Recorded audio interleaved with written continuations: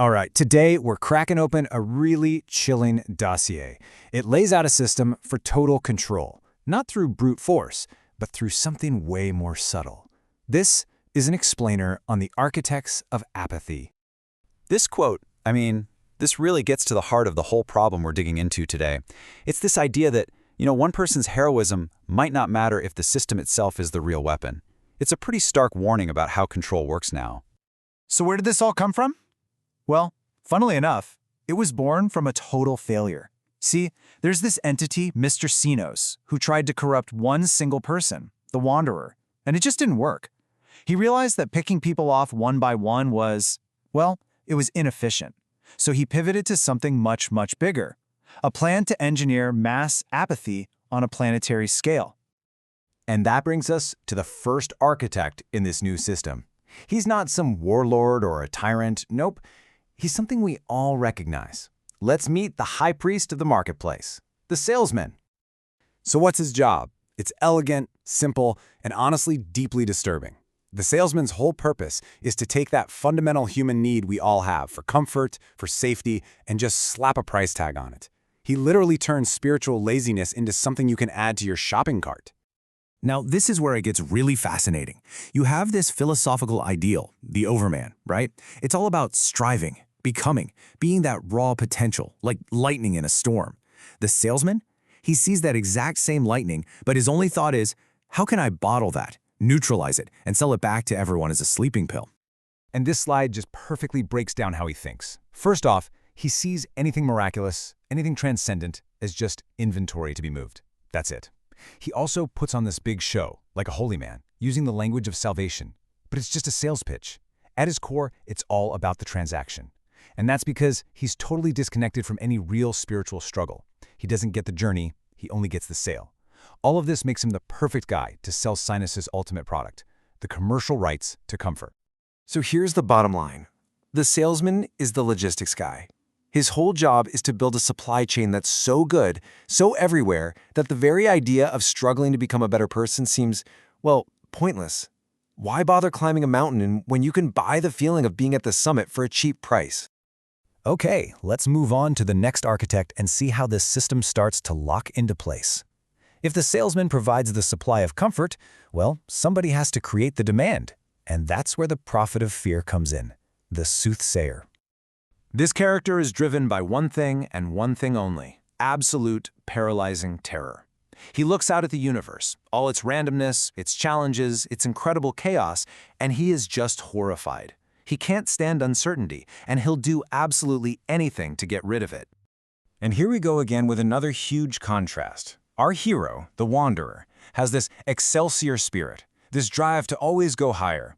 He actually seeks out obstacles. He looks for the challenge, because overcoming it is what gives his life meaning. The soothsayer is his polar opposite. He hates the obstacle for one simple reason: it's something he can't control. So how does Sinos turn this fear into a weapon? He gives the soothsayer this terrifying tool called the algorithm of static time. Think of it like a prosthetic god, a power that lets him predict every single challenge that might ever come up. But the goal isn't to help people get through these things. The goal is to wipe them out before they can even happen. The future isn't something to be navigated, it's something to be neutralized, turning the wild jungle of life into this perfectly manicured, unchanging garden. So this is his role in the whole machine. He's the preventive arm. His job is to snuff out any spark of dangerous freedom before it can catch fire. By promising a world with zero risk, what he's really offering is a world without any actual, vibrant life. He creates the terrified customer base that the salesman needs. We've got the supply chain, and we've got the fear-driven demand. Now we need the muscle, the enforcer. And that brings us to our last architect, the most bitter and resentful of them all, the thief, the parasite of the path. The thief represents something really toxic. This deep desire for the prize without ever running the race. He wants the power, the status, the glory, but he feels like he's owed it all, without having to go through any of the struggle. He's looking for the divine shortcut, the ultimate cheat code. This quote just nails his whole mindset.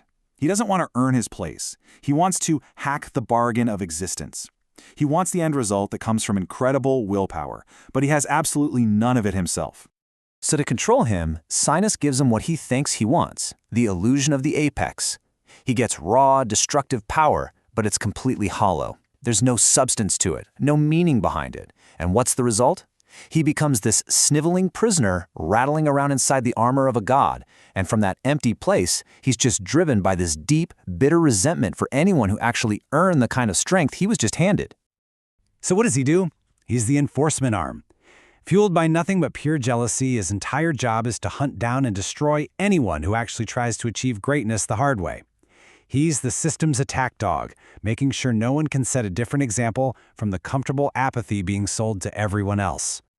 So there we have it. The salesman, the soothsayer, and the thief. Now let's pull back and look at how they all lock together to build a perfect, self-policing system of control. This table lays it all out so clearly. Sinos finds a core human weakness for each of them. For the salesman, it's our greed for an easy life, which he weaponizes into a supply chain. For the soothsayer, it's our fear of chaos, which he weaponizes into a system of prevention. And for the thief, it's our envy of greatness, which he weaponizes into violent enforcement. Supply, prevention, enforcement. It's a complete and total cage. And what's the end game for this global cage? What is the world that Sinos and his committee are actually trying to build? It's right here on the screen. It's not a world of screaming tyranny. It's a world of chilling absolute silence. A world of managed, perpetual contentment where nothing really happens and nobody ever tries to be anything more.